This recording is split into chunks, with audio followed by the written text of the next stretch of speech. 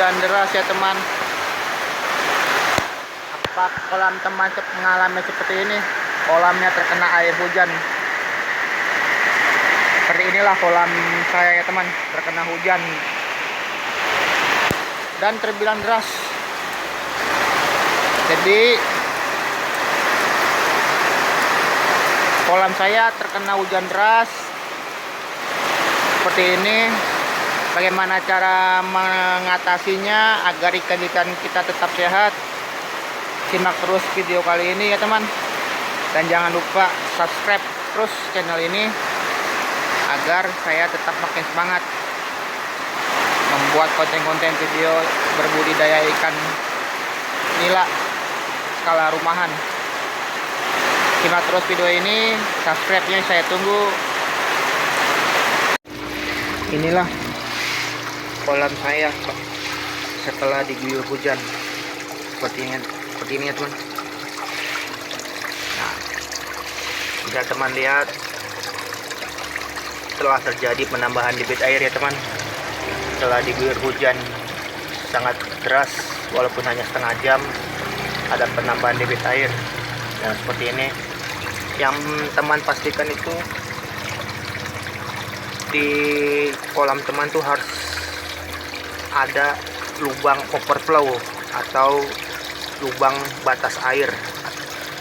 Sebagaimana kita antisipasi di kala musim hujan tidak terjadi luber ya teman, air yang meluap ke ini, ke batas tinggi, batas atas kolam kita, yang dimana kalau air meluap pasti ikannya akan kabur keluar ya teman. Pastikan ada batas lubang air seperti ini aja, lubang kecil seperti ini aja. Ini contoh di dalam plastik saya. Ini ada untuk yang di bak plastik ini, ada di sini ya man, di pojokan sini. Jadi inilah batasnya. Yang kedua, kita harus sediakan garam ikan ya teman, seperti ini. Garam ikan. Saya memakai merek seperti ini.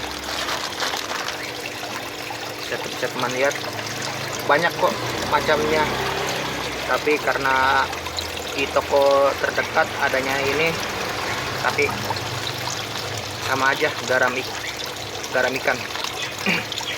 Fungsinya itu, garam itu berfungsi untuk menetralkan pH air ya teman, yang dimana seperti yang teman lihat telah terjadi perubahan iklim untuk kolam kita. Jadi fungsinya itu untuk menetralkan kembali air kolam kita, yang dimana air hujan itu banyak mengandung asam ya teman.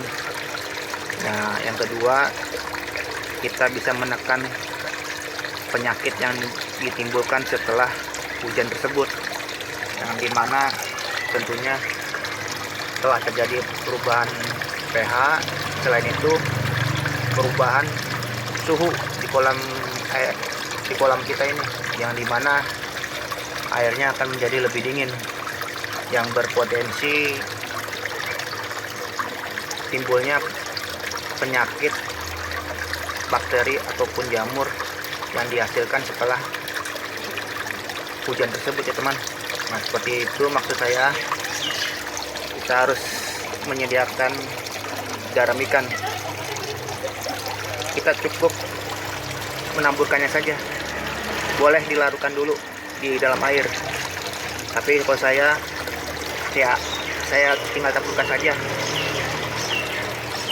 Kalau untuk takarannya bebas ya teman, tergantung luasan kolam teman yang punya miliki.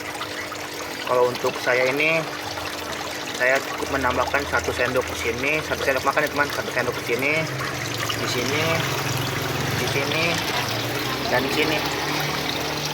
Jadi 4 sendok untuk 4 bak saya ya teman. Walaupun bila teman punya daun ketapang,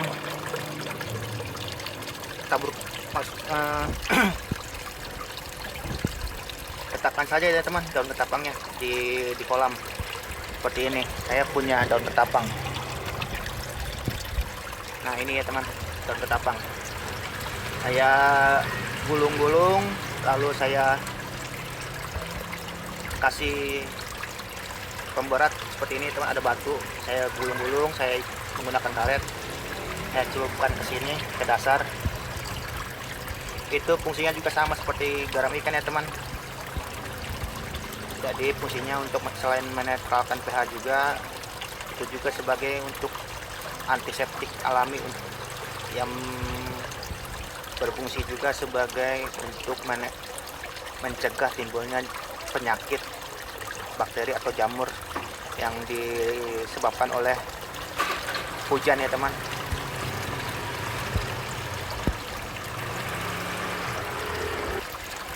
Apabila teman tidak mempunyai dua bahan tersebut, bisa dikatakan darurat lah. Sebagai pencegahan pertama atau langkah darurat, teman juga bisa membuang air sebagian ya teman, sebagian kolamnya aja membuang airnya. Jadi langkah antisipasinya, kalau kolam teman punya lubang pembuangan seperti ini, buang aja airnya sebagian.